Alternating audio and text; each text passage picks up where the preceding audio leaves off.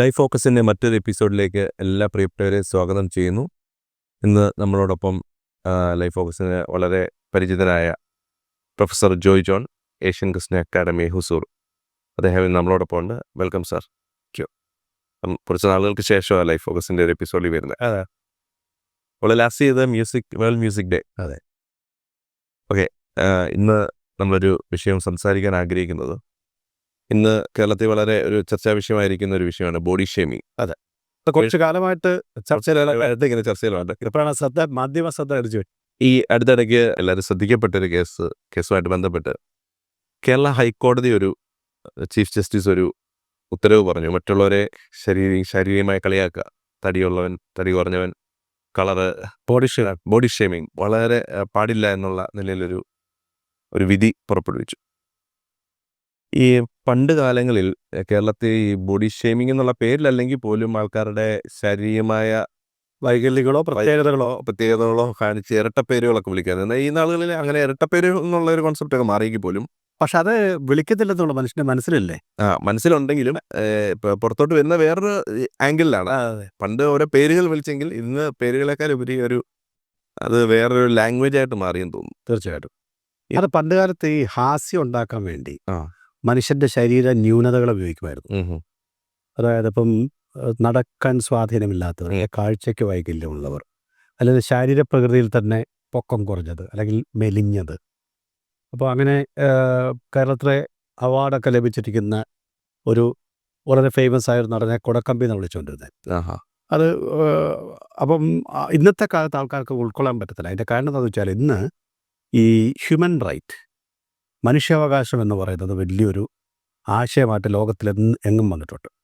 പക്ഷെ നമ്മൾ കുറച്ച് കാലങ്ങൾ പുറകോട്ട് വായിക്കുകയാണെങ്കിൽ, നേരത്തെ പറഞ്ഞ പോലെ ഇരട്ടപ്പേര്, അതാണ് അതിൻ്റെ ഏറ്റവും സോഫ്റ്റ്.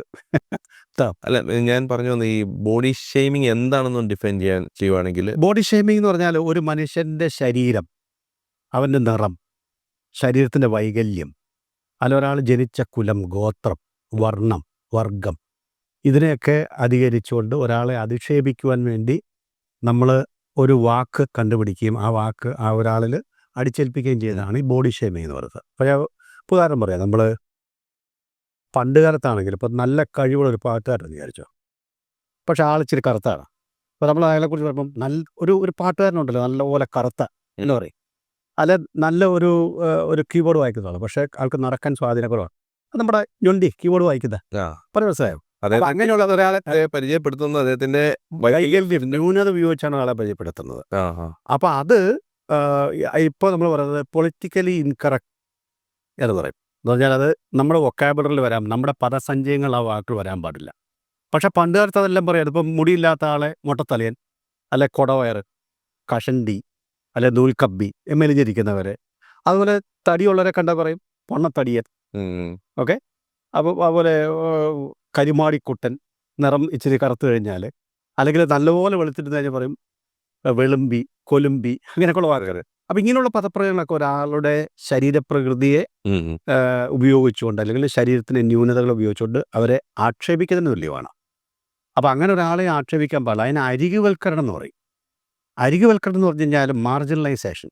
അപ്പോൾ ഈ ലോകത്തിൽ പെർഫെക്റ്റായ ആൾക്കാർ മതി, നല്ല സുന്ദരന്മാരും നല്ല ബുദ്ധിയുള്ളവരും ഒരു കുറവില്ലാത്തവർ മാത്രം മതി. അങ്ങനെയുള്ളവർക്ക് വേണ്ടിയാണ് ഈ ലോകം എന്നാണ്. അപ്പം ഈ അങ്ങനെ പറയുന്നവർ വിചാരിക്കുക അവർ പെർഫെക്റ്റ് ആണെന്ന് വിചാരിച്ചേക്കും ഒരു പക്ഷേ. ആയിരിക്കും. പക്ഷെ അങ്ങനെ പെർഫെക്റ്റ് ആയിരിക്കുന്നവർ മാത്രം പോരല്ലോ ഈ ലോകത്തിൽ. അതെ. അല്ല, അങ്ങനെ പെർഫെക്റ്റ് ആണെന്ന് ഒരാൾ ചിന്തിക്കാൻ എങ്ങനെയാണ് പറ്റുന്നത്? അങ്ങനെ പെർഫെക്റ്റ് ആയിട്ട് ആരുമില്ലല്ലോ. ആരുമില്ല. പെർഫെക്റ്റ് ആയിട്ട് ആരുമില്ല. എല്ലാവർക്കും എന്തെങ്കിലും, ഇപ്പം നമ്മൾ സാറ് പറഞ്ഞില്ലേ, ഒരാൾ ഒരു വിരലിങ്ങനെ വേറൊരാളെ ചൂണ്ടുമ്പോൾ 3 വിരൽ തനിക്ക് നേരെ ചൂണ്ടുന്നു പറയുന്ന പോലെ ഒരാൾക്കില്ലാത്ത വൈകല്യം ഇരിക്കുവാണല്ലോ. അപ്പോൾ മനുഷ്യൻ്റെ വൈകല്യങ്ങൾ മാത്രമല്ല, ഒരാളിപ്പോൾ ജനിച്ചത് ഏത് കുലത്തിൽ ജനിച്ചു എന്നുള്ളത് അദ്ദേഹത്തിൻ്റെ കുഴപ്പമല്ലല്ലോ. അതെ. ഇപ്പോൾ ഒരാൾ ആദിവാസിയായിട്ട് ജനിച്ചു, അല്ലെങ്കിൽ ഒരു ഗോത്രവർഗത്തിൽ ജനിച്ചു, അല്ലെങ്കിൽ ഒരു ആഫ്രിക്കക്കാരനായി, കറുത്ത നിറമുള്ള ഒരു ആഫ്രിക്കക്കാരനായിട്ട് ഒരാൾ ജനിച്ചു, അയാളുടെ കുറ്റമാണോ? അയാളുടെ കുറ്റമല്ല. So you can make fun of somebody because of their background, because they are not responsible. അപ്പം മനുഷ്യൻ്റെ കുലം, അല്ലെങ്കിൽ ഗോത്രം, വർണ്ണം, വർഗം, ഇതൊക്കെ ഉപയോഗിച്ച് ഒരാളെ ഇടിച്ചു താഴ്ത്താൻ വേണ്ടി ഉപയോഗിക്കുന്ന ഏത് പദപ്രയോഗവും ഇന്നത്തെ ലോകത്തിൽ അംഗീകരിക്കാൻ പറ്റാത്തതാണ്. കാരണം അതിൻ്റെ കാരണം എന്താണെന്ന് വെച്ചാൽ, we have A greater idea of human dignity.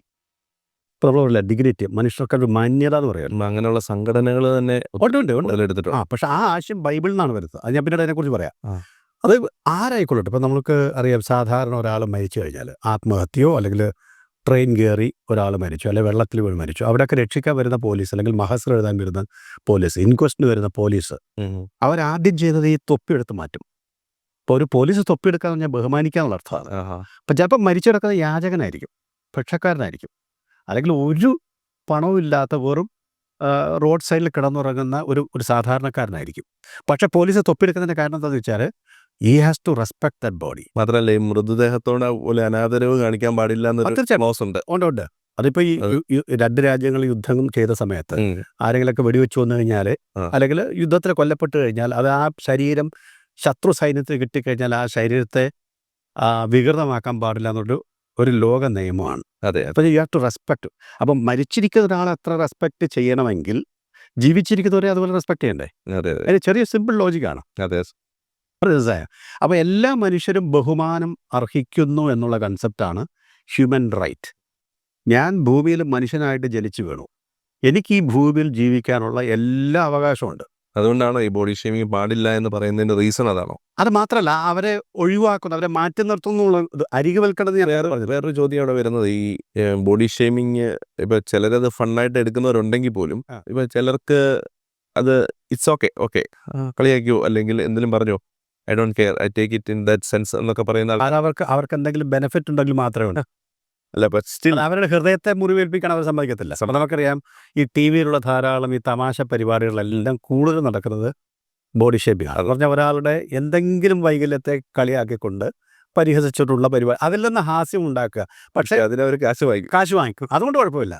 പക്ഷേ കാശ് വാങ്ങിക്കാൻ ഒരാളുടെ ശരീരത്തിൻ്റെ പ്രത്യേകതയെക്കുറിച്ച് നമ്മൾ തമാശ പറഞ്ഞ് അദ്ദേഹം അല്ലെങ്കിൽ ആ വ്യക്തി ചിരിക്കുന്നില്ലെങ്കിൽ അതിൻ്റെ അർത്ഥം that he or she is offended എന്നുള്ളതാണ്. അതെ അല്ലേ? മാത്രമല്ല അത് ഈ മെന്റലി എങ്ങനെ ഒരാളെ എഫക്ട് ചെയ്യുന്ന കാരണം അവർക്കെപ്പോഴും എന്തായാലും പറഞ്ഞത് ലോ സെൽഫ് എസ്റ്റീം എന്നൊരു സാധനം ഉണ്ടല്ലോ.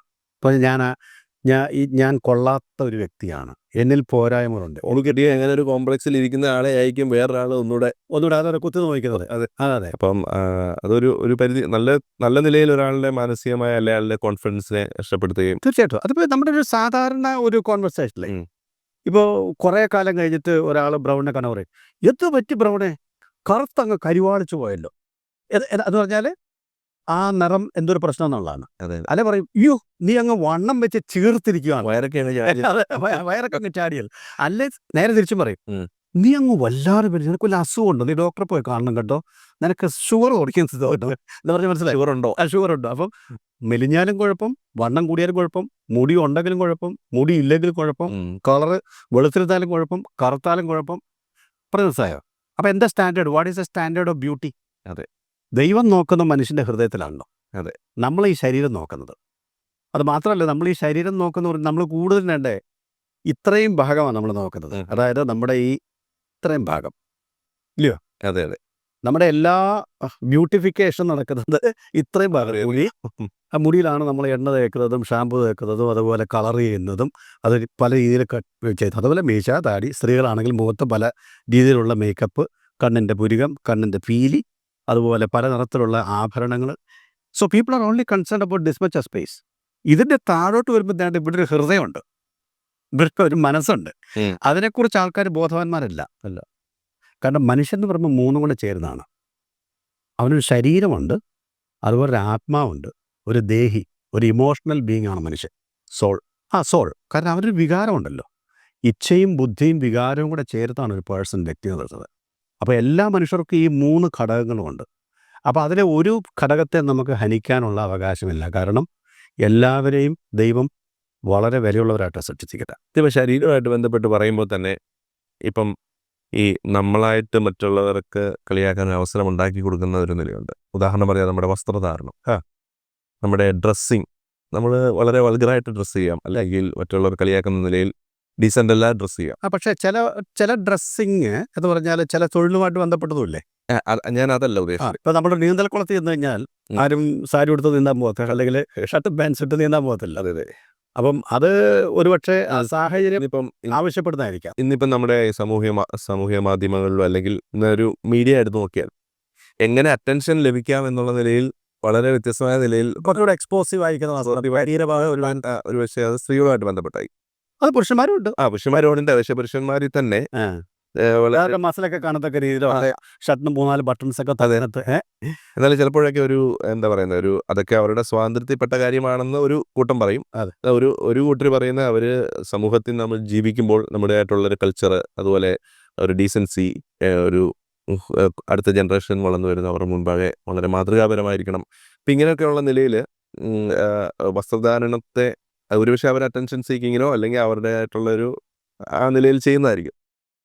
അപ്പം നമ്മളായിട്ട് അതിനൊരു അവസരം കൊടുക്കുന്നു എന്നുള്ളൊരു അതായത് മറ്റുള്ളവരാൽ പരിഹസിക്കപ്പെടുവാൻ നമ്മുടെ വസ്ത്രധാരണം കാരണമായി തീരുന്നുണ്ടോ? അതെ അതെ തീർച്ചയായിട്ടും ചിലപ്പോൾ ഉണ്ടാകാം. അതെ. അപ്പം അതിന് റെസ്പോൺസിബിൾ ആ പേഴ്സണോടായിരിക്കുമല്ലോ. അതെ അതെ ചെയ്യാതിരിക്കാന്നുള്ളത് മറ്റുള്ളവരുടെ ഉത്തരവാദിത്വം. അതെ അതെ തീർച്ചയായിട്ടും. എന്നാൽ ഇതിന് അവസരം കൊടുക്കാതിരിക്കുക എന്നുള്ളത് അപ്പോൾ ഞാൻ നേരത്തെ പറഞ്ഞൊരു കാര്യം, അതായത് പരിഹസിക്കുന്നവരും പരിഹസിക്കപ്പെടുന്നവരും ഇവർക്ക് രണ്ടുപേർക്കും ഒരേ വാല്യൂ ആണ്, ഒരേ വിലയാണ്. ഞാൻ ബ്രൗണിന് ഒരു പുതിയ ലാറ്റിൻ വാക്ക് പഠിപ്പിക്കാം. പുതിയതല്ല, പഴയ വാക്ക് തന്നെ. ഇമാഗോ ഡെയ്. ഇമാഗോ ഡെയ് ഇമാഗോ ഡെയ് എന്ന് പറഞ്ഞാൽ ഇമേജ് ഓഫ് ഗോഡ് എന്നുള്ള എൻ്റെ ലത്തീൻ വാക്കാണ്, ലാറ്റിൻ വാർഡാണ്. അത് ആദ്യമായിട്ട് ഉപയോഗിച്ചിരിക്കുന്ന ബൈബിളിലാണ്. എന്ന് പറഞ്ഞാൽ God created man in image and likeness, in his image and likeness. In his image and likeness he created dum male and female. ദൈവം മനുഷ്യനെ തൻ്റെ സാദൃശ്യത്തിലും സ്വരൂപത്തിലും സൃഷ്ടിച്ചു. അവരെ ആണും പെണ്ണുമായി തൻ്റെ സാദൃശ്യത്തിൽ സ്വരൂപത്തിൽ സൃഷ്ടിച്ചതാണ്. എന്ന് പറഞ്ഞാൽ ഒരു സ്ത്രീക്കും പുരുഷനും ഒരേ വിലയാണ്. ഇതിൽ നിന്നാണ് നമുക്ക് ഈ ഹ്യൂമൻ റൈറ്റ് എന്ന് പറഞ്ഞ കൺസെപ്റ്റ് വരുന്നത്.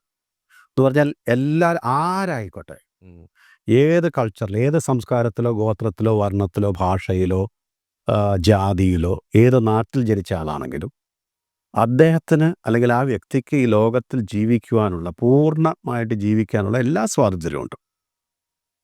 എല്ലാ വിലയും ദൈവം തന്നെ കൊടുത്തിട്ടുണ്ട്. ഓക്കെ, സ്ത്രീ ആകട്ടെ പുരുഷനാകട്ടെ രണ്ടുപേർക്കും ഒരേ വാല്യൂ ആണ് ദൈവം കൊടുത്തത്. ഇനി നമ്മൾ മതങ്ങൾ നോക്കിയാലും സംസ്കാരങ്ങൾ നോക്കിയാലും അതുപോലെ ചില പഴഞ്ചൊല്ലുകൾ നോക്കിയാലും പിന്നെ നമ്മുടെ സംസ്കാരത്തിൻ്റെ പ്രതിഫലനങ്ങളായിരിക്കുന്ന സിനിമ, നോവലുകൾ, ചെറുകഥകൾ, ഗാനങ്ങൾ, ഇതൊക്കെ നോക്കിക്കഴിഞ്ഞാലും ഈ സ്ത്രീയെ ഇടിച്ചു താഴ്ത്തുന്ന ധാരാളം കാര്യങ്ങളുണ്ട്.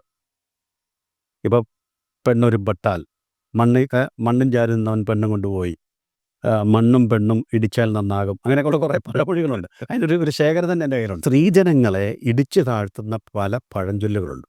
അതെല്ലാം ഉദ്ധരിക്കാൻ എനിക്ക് സമയമില്ല, നമുക്കെന്നെ പരിചയമുള്ളതാണ്. അതുപോലെ അവരെ ഇടിച്ചു താഴ്ത്തുന്ന സംസ്കാരമാണ് നമുക്കുള്ളത്. ഇപ്പം ചരിത്രത്തിൽ നോക്കിയാൽ തന്നെ സ്ത്രീകൾക്ക് വലിയ സ്ഥാനമൊന്നും കൊടുക്കുന്ന ഒരു ചരിത്രം നമുക്ക് കാണാൻ പറ്റുന്നില്ല.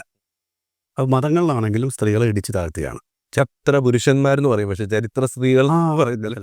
അപ്പം അതിൻ്റെ കാരണം എന്ന് വെച്ചാൽ എന്തോ സ്ത്രീക്ക് ബൗദ്ധികപരമായിട്ട് കുറച്ച് പുരുഷൻ്റെ താഴെയാണെന്ന് ചിന്തിക്കുന്നില്ല വരുന്നത്. പക്ഷെ വേദോസ്ഥാനെ നേരെ തിരുത്തിയാണ് പറഞ്ഞത്. വേദോസം പറഞ്ഞത് both are created in the image and likeness. ആദാമിന് എന്തുമാത്രം ദൈവത്തിന് സാദൃശ്യം സ്വരൂപമുണ്ടോ അത്രയും തന്നെ ഹവ്വയ്ക്കും ഉണ്ടായിരുന്നു. അങ്ങനെയാണെങ്കിൽ രണ്ടുപേരും ഒരുപോലെ പരസ്പര പൂരകമായിട്ട് ഭൂമിയിൽ വർത്തിക്കേണ്ടവരാണ്. ഓക്കെ, അതുകൊണ്ട് ഹ്യൂമൻ റൈറ്റ് എന്ന് പറഞ്ഞാൽ എല്ലാ മനുഷ്യർക്കും അവകാശമുണ്ട്. അതാണ് വേദോസം പഠിപ്പിക്കുന്നത്. അതുകൊണ്ട് ഒരു മനുഷ്യനെ പരിഹസിക്കാനുള്ള അവകാശം നമുക്കില്ല.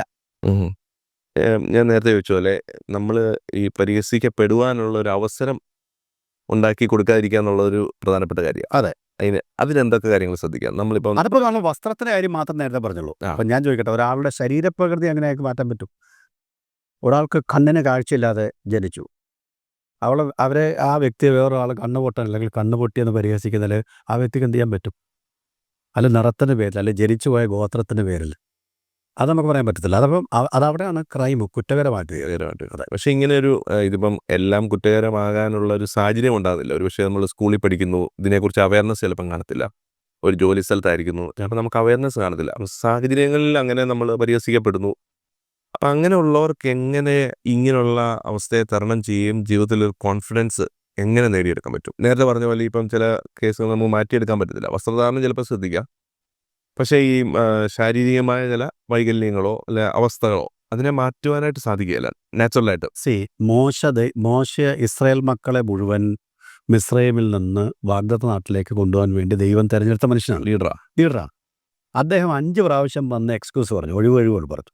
അതിൽ ഒരെണ്ണം അദ്ദേഹം പറഞ്ഞത്, ഞാൻ തടിച്ച നാക്കുള്ളവനാണ്, എനിക്ക് വാക്സാമർത്ഥ്യമില്ല എന്ന് പറഞ്ഞാൽ വിക്കുണ്ട്. അതാണ് മോശയുടെ പ്രശ്നം. അപ്പോൾ ദൈവം ചോദിച്ചു, വിക്കനെയും അന്ധനെയും ഒക്കെ അങ്ങനെയുള്ള ആളുകളെയൊക്കെ സൃഷ്ടിച്ചാരാ? ഞാനാണ് സൃഷ്ടിച്ചത്. അതെ. അപ്പോൾ ദൈവം ആണ് ഈ ലോകത്തുള്ള എല്ലാ മനുഷ്യരെ സൃഷ്ടിച്ചിരിക്കുന്നത്. അത് എന്ത് പ്രത്യേകത ഉണ്ടെങ്കിലും ദൈവത്തിൻ്റെ അറിവോ പരമാധികാരമോ ഇല്ലാതെ ആരും ഒരു കുഞ്ഞു പോലും ഭൂമിയിൽ ജനിച്ചു വീഴുന്നില്ല. എന്താണ് ദൈവം അതിലൂടെ ആത്യന്തികമായിട്ട് ഉദ്ദേശിക്കുന്നത് എന്നുള്ളത് ഒരു പക്ഷേ നിത്യതയിൽ നമുക്ക് മനസ്സിലാക്കും. ഓക്കെ, അപ്പോൾ ദൈവമാണ് എല്ലാവരും ആ കുറവുള്ളവരെ എന്ന് പറഞ്ഞാൽ കുറവ് ഉൾപ്പെടെയാണ് ദൈവം ഓരോരുത്തരെ ശ്രദ്ധിച്ചത്. പക്ഷേ അവൻ നമ്മുടെ കുറവുകളെ അറിയുന്നു എന്നുള്ളതാണ് ഏറ്റവും പ്രധാനം. God knows our frailty. നമ്മുടെ കുറവുകളെയും നമ്മുടെ ബലഹീനതകളെയും നമ്മുടെ പോരായ്മകളെയും മുഴുവൻ നമ്മളെ അറിയുന്നത് മാത്രമല്ല, അതുകൂടെ ചേർത്ത് ഉൾപ്പെടുത്തിയാണ് നമ്മളെ ദൈവം സ്നേഹിക്കുന്നത്. അപ്പോൾ ദൈവത്തിൻ്റെ സ്നേഹം എന്ന് പറഞ്ഞാൽ അൺകണ്ടീഷണലാണ്. വ്യവസ്ഥകളില്ല, പരിധികളില്ല. ഓക്കെ, ഇവ കാണാൻ കൊള്ളാം, അതുകൊണ്ട് ഇവനെ കുറച്ച് നന്നായിട്ട് സ്നേഹിക്കാം. ഇവനെ കാണാൻ കൊള്ളത്തില്ലല്ലോ, ഇവളെ കാണാൻ കൊള്ളത്തില്ല, അതുകൊണ്ട് കുറച്ച് സ്നേഹിക്കാമെന്നില്ല. അങ്ങനെയില്ല. അപ്പോൾ മാതാപിതാക്കളുടെ ഇടയിൽ തന്നെ എങ്ങനെയുണ്ട്. അപ്പോൾ 3-4 പിള്ളേരുണ്ടല്ലോ, ഒരു കൊച്ച് നല്ല കാണാൻ കൊള്ളാമെന്നാണെങ്കിൽ സ്മാർട്ടൊക്കെ ആണെങ്കിൽ സ്മാർട്ടാണെങ്കിൽ കല്യാണത്തിന് കൊണ്ടുപോകും, എന്തെങ്കിലുമൊക്കെ വീട്ടിൽ കൂടുതലോ 4 ആൾ കൂടുന്നിടത്തൊക്കെ കൊണ്ടുപോകും. പക്ഷേ ഒരു കൊച്ച് തീരെ സ്മാർട്ടല്ല, അല്ലെങ്കിൽ ഭൗതിക വികാസം വരാത്തൊരു കുട്ടിയാണെങ്കിൽ അതിനെ ആരെങ്കിലും ഏൽപ്പിച്ച് വീട്ടിൽ ഒഴിവാക്കി നിർത്തി സമൂഹത്തിൽ നിന്ന് ഒറ്റപ്പെടുത്തേക്ക് നിർത്തുന്ന ഒരു പ്രവണത കഴിഞ്ഞ കാലങ്ങൾ വരെ നമ്മൾ കണ്ടിട്ടുള്ളതാണ്. എന്ന് പറഞ്ഞാൽ മാതാപിതാക്കന്മാർ പോലും സ്വന്തം കുഞ്ഞുങ്ങളുടെ ഇടയിൽ ഒരു ഡിസ്ക്രിമിനേഷൻ കാണിക്കുന്നുണ്ട്. പക്ഷെ ദൈവത്തിന് എന്തില്ല, ഒരു വ്യത്യാസമില്ല. അതാ ഞാൻ നേരത്തെ ഒരു വാക്യം ഉദ്ധരിച്ചായിരുന്നു, മനുഷ്യൻ മുഖത്തെയാണ് നോക്കുന്നത്, ആണല്ലോ, അതെ, ലുക്കിലാണോ മനുഷ്യൻ്റെ എല്ലാ കാര്യങ്ങളും. ഒരാളെ കാണുമ്പോൾ തന്നെ നമ്മളതാണല്ലോ, അവരെ കണ്ടിട്ടൊരു കള്ളലക്ഷണം തോന്നല്ലോ. ഇപ്പോൾ ഞാൻ ചോദിക്കട്ടെ, ഒരാളെ കാണുമ്പോൾ എങ്ങനെയാണ് അയാൾ കള്ളനാണെന്ന് നിങ്ങളങ്ങ് തീരുമാനിക്കുന്നത് എങ്ങനെയാണ്? അതിലെന്താ, how did you come to that conclusion? അങ്ങനത്തെ ഒരു ഉപസംഹാരത്തിലേക്ക് നിങ്ങൾ എങ്ങനെയാണ് വന്നത്? ഒരാളെ കാണുമ്പം അവനാൾ ശരിയല്ല, അവളാൾ ശരിയല്ലെന്ന് തോന്നുന്നു, അവൾ പോക്ക് കേസാണ്, ഇതൊക്കെ നമ്മൾ സാധാരണ പറയുന്ന വാക്കുകൾ. അത് സ്വീപ്പിംഗ് സ്റ്റേറ്റ്മെൻറ്റ് എന്ന് പറയുന്നത് പറഞ്ഞാൽ നമ്മളൊരു റിസർച്ചും ചെയ്യാതെ, നമുക്കൊരു അനുഭവം ഇല്ലാതെ, നമ്മൾ വെറുതെ ഒരാളെ കാണുമ്പോൾ തന്നെ നമ്മൾ തന്നെ രൂപീകരിക്കുന്ന ഒരു അഭിപ്രായം അത്. ഓക്കെ, ദൈവത്തെ അങ്ങനെ ഒരു അഭിപ്രായം ഇല്ല ആരെക്കുറിച്ചും.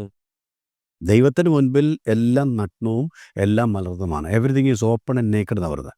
അപ്പോൾ ദൈവം നോക്കുന്ന മനുഷ്യൻ്റെ പുറമേയുള്ള കാര്യങ്ങളല്ല, മനുഷ്യൻ്റെ ഹൃദയമുള്ള അകത്തുള്ള കാര്യമാണ്. ദൈവത്തിന് പ്രശ്നം അവിടെയാണ്. സങ്കീർത്തനം 139:14 അത് മനുഷ്യൻ്റെ സൃഷ്ടിയെക്കുറിച്ചുള്ളൊരു വളരെ മനോഹരമായൊരു വാക്യമാണ്. ഒന്നൊന്ന് വായിക്കാറുണ്ടായിരുന്നു. ഭയങ്കരവും അതിശയവുമായി എന്നെ സൃഷ്ടിച്ചിരിക്കയാൽ ഞാൻ നിനക്ക് സ്തോത്രം ചെയ്യുന്നു. നിന്റെ പ്രവൃത്തികൾ അത്ഭുതകരമാകുന്നു, അത് എൻ്റെ ഉള്ളം നല്ലവണ്ണം അറിയുന്നു. I M fearfully and wonderfully created. മാത്രമല്ല, എൻ്റെ അമ്മയുടെ ഉദരത്തിൽ ഞാൻ പിണ്ടാകാരമായിരുന്നപ്പോൾ നീ എന്നെ കണ്ടു. അങ്ങനെയാണ് അതിൻ്റെ മുമ്പിൽ വാക്യം പറയുന്നത്. അതെ, എന്ന് പറഞ്ഞാൽ നമുക്കൊരു ഷേപ്പ് ഉണ്ടാകുന്നതിന് മുൻപേ തന്നെ നമ്മളെ കാണുകയും നമ്മളെ സ്നേഹിക്കുകയും നമുക്ക് വേണ്ടി പദ്ധതി ഒരുക്കുകയും ചെയ്യുന്ന ഒരു ദൈവത്തെക്കുറിച്ചാണ് വേദവസം പറയുന്നത്. So God loves us the way we are. അത് വളരെ വളരെ ഒരു കംഫർട്ടിങ് ന്യൂസാണ്. എന്ന് പറഞ്ഞാൽ ഞാനായിരിക്കുന്ന രീതിയിൽ ദൈവം എന്നെ സ്നേഹിക്കുന്നു എന്ന് പറയുന്നത് അത് ഏറ്റവും ആശ്വാസം നൽകുന്നൊരു കാര്യമാണ്. കോൺഫിഡൻസ് തീർച്ചയായിട്ടും. അതുകൊണ്ടാണ് മനുഷ്യൻ ഇത്രയും തെറ്റുകൾ ചെയ്തിട്ടും. ഞാൻ നേരത്തെ പറഞ്ഞില്ല, മനുഷ്യൻ മുഖത്ത് നോക്കുന്നു, ദൈവ ഹൃദയത്തെ നോക്കുന്നു. മനുഷ്യൻ്റെ ഹൃദയത്തിൽ എന്താ ഉള്ളത്? മനുഷ്യൻ്റെ ഹൃദയം എന്ന് പറയുന്നത് കാളകൂട വിഷത്തിൻ്റെ ഒരു സ്റ്റോക്കാണ്, അല്ലേ? കാരണം മനുഷ്യൻ്റെ കോപം, കയ്പ്, വിദ്വേഷം, അസൂയ, പിണക്കം, അതുപോലെ കാമാസക്തി, കൊല്ലുവാനുള്ള ആഗ്രഹം, മോഷ്ടിക്കാനുള്ള ആഗ്രഹം, അസൂയ, പിണക്കം, അങ്ങനെ you can talk about anything. എന്ത് ചെയ്താൽ വാക്യമുണ്ട്, ഹൃദയം എത്ര കഠിനവും കപടമായതും തീർച്ചയായിട്ടും രൂപണങ്ങളൊക്കെ ദോഷമുള്ളത്. അതാണ് മനുഷ്യൻ്റെ ഹൃദയം. എന്നിട്ടും അങ്ങനെയുള്ളൊരു മനുഷ്യനെ രക്ഷിക്കുവാൻ വേണ്ടി ദൈവം തന്നെ മനുഷ്യനായിട്ട് ഭൂമിയിലേക്ക് വന്നു എന്ന് പറയുന്നത് 2000 വർഷം മുമ്പ് യേശു കർത്താവ് ഭൂമിയിലേക്ക് വന്നു. ദൈവം മനുഷ്യനായിട്ട് ഭൂമിയിൽ മനുഷ്യനെ രക്ഷിക്കാൻ വേണ്ടി വന്നതിൻ്റെ കാരണം ഗോഡ് വാല്യൂസ് മാൻ, അതോട്ടല്ലേ? അതെ. ഇങ്ങനെയുള്ള മനുഷ്യനെ രക്ഷിക്കുവാൻ വേണ്ടി ദൈവം തമ്പുരാൻ ഒരുക്കിയൊരു വഴിയാണ് കർത്താവായ യേശു ക്രിസ്തു.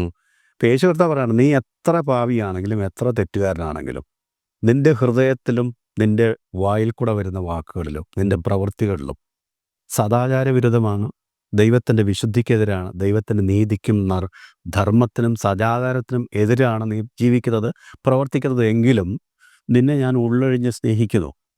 കാരണം നിന്നെ ഞാനാണ് സൃഷ്ടിച്ചത്. അതുകൊണ്ട് എങ്കിലേക്ക് നീ തിരികെ വരണം. പക്ഷെ ആ പാപത്തിന് ഒരു എന്താണ് പറയുക, ശിക്ഷ നൽകുകയും വേണം.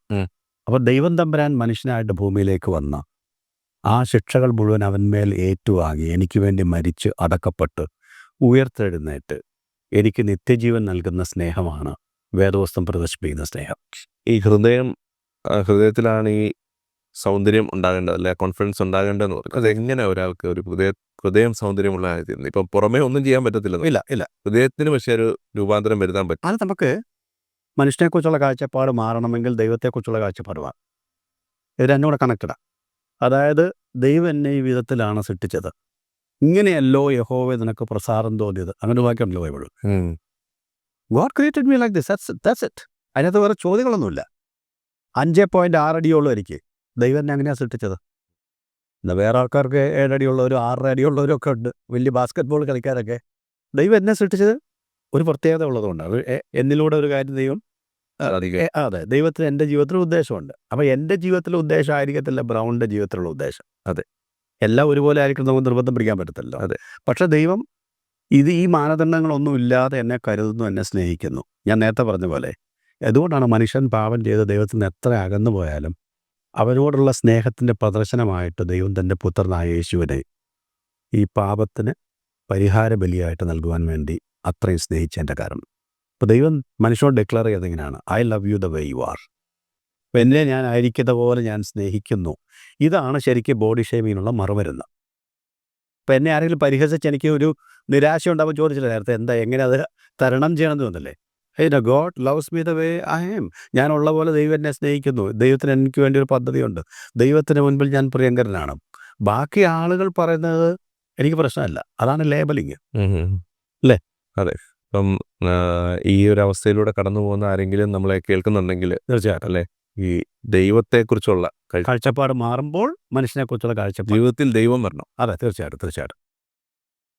അപ്പോൾ ഈ നാളുകളിൽ വളരെ നാം ഫേസ് ചെയ്യുന്ന, അല്ലെങ്കിൽ നമ്മുടെ കുഞ്ഞുങ്ങൾ, നമ്മുടെ യുവാക്കൾ, പ്രായമുള്ളവരാട്ടെ, ആരും ഫേസ് ചെയ്യുന്ന ഒരു വലിയ പ്രശ്നമാണ് ബോഡി ഷേമിങ്, അല്ലെങ്കിൽ പരിഹസിക്കപ്പെടുക, കളിയാക്കപ്പെടുക. ഇതിനെല്ലാം ഒരു പരിഹാരത്തെക്കുറിച്ചാണ് നാം കേട്ടുകൊണ്ടിരുന്നത്.